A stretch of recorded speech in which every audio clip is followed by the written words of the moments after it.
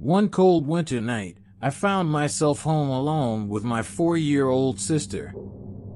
I was 13 at the time, full of confidence and happiness, as my parents trusted me to look after us. They had left for a teachers' association meeting held at the house of the association's head, where important matters were to be discussed. They didn't know how long the meeting would last, so my mother had prepared meals for us, which we could heat up in the oven. My plan was to enjoy some cartoons with my little sister and have a great time. As the evening progressed, we were engrossed in our cartoons when I heard a gentle knocking noise at our door. I asked, "Who is there?" The person on the other side replied, "Your pizza, sir." I was puzzled because we hadn't ordered any pizza, and it was already past midnight. My parents had always emphasized the importance of going to bed early, so this was out of the ordinary. I explained to the delivery person that he must have the wrong address, but he insisted that the pizza was for us and that my parents had ordered it. A sense of unease began to settle in, and I told the person that we didn't need the pizza as my mother had left us with meals. That's when the stranger's tone turned sinister, and he said, "I will make you eat this pizza, sir, even if you don't want to." After that, he started slamming the door with a force that sent shivers down my spine. I began to scream, and my sister started crying in fear. In a moment of panic, I threatened to call 911. The slamming stopped, but my fear remained, so I dialed 911. The police arrived swiftly, and I recounted the strange incident. They began searching the area, but found no trace of the intruder. Frustrated, the officers suspected it might have been a prank and decided to call my parents. They were at the teachers' meeting, and when the officers informed them of what had happened, my parents were understandably upset. Fortunately, the head of the Teachers Association knew the officer and helped defuse the situation. It was then that the officers, along with my parents, scolded me for what they believed to be a teenage prank intended to seek attention. With the passage of an hour, they left, and it seemed like the unsettling episode was over. But around 3 in the morning, the nightmare returned. The front and back doors of our house started slamming again, this time with even more urgency.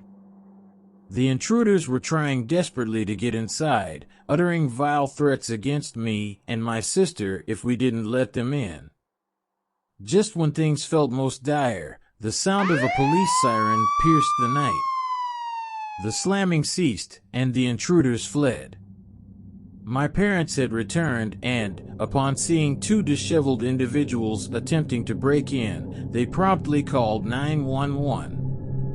A nearby patrol officer arrived quickly, but the intruders managed to escape before they could be apprehended. From that point onward, my parents fully believed me, and I had regained their trust. This unsettling experience taught me that trust and communication within a family are invaluable. It also served as a stark reminder of the importance of taking even the most unexpected and unsettling situations seriously. It was the best time of my life.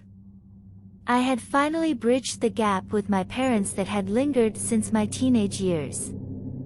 My grades were on the rise, I had a circle of friends I'd always hoped for, and a caring and loving boyfriend. Life felt like a dream. And to top it off, we had this beautiful oak tree right behind my room, with a branch that came close to my window, just like in those romantic movies. My boyfriend and I used it to sneak in and out of my room, and it always felt incredibly romantic. Little did I know that one day, that tree would turn the nightmarish. My mother was already out of town, looking after my ailing grandmother, and my father, strict but also caring, had to go out of town for 2 days due to a real estate deal. He left me in charge of the house, and my plan was a movie night with my boyfriend. It was around 8 when he arrived, bringing cold drinks and chicken popcorn, and our romantic movie night began.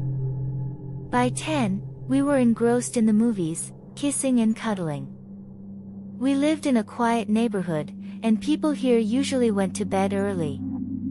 It was during one such romantic scene that we heard it, the noise of a window opening in my room. I went to check, but there was nothing there except the open window. I couldn't be sure if I had left it open or not, so I brushed it off. Back downstairs, we resumed our movie night. As things heated up between us, we heard another noise, this time from the kitchen. It was unmistakably the sound of something falling. My boyfriend grabbed a baseball bat and cautiously went to investigate. He found a spoon on the floor and, aside from another open window, nothing seemed out of place. With the weather being a bit stormy and the wind howling outside, he assumed it was the wind's fault. He picked up the spoon and returned to the living room, reassuring me that it was just the wind.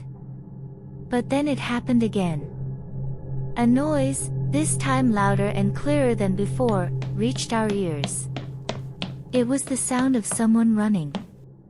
The distance from the kitchen to the main stairs was quite long, and this time, we were sure that an intruder had entered our house. We froze in terror, our hearts racing. I thought back to when I had gone to my room to check the window. The intruder must have been hiding somewhere. When my boyfriend investigated the kitchen, the intruder must have hidden inside one of the cabinets. In the blink of an eye, my boyfriend dashed towards the source of the running noise, while the intruder raced towards my room.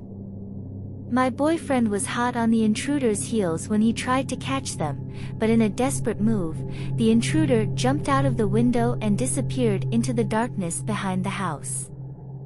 My boyfriend and I were left trembling in fear. We stayed in the house for 2 days, both of us too afraid to be alone, fearing that the intruder might return. It was a nerve-wracking and tense time, but it also brought us closer together.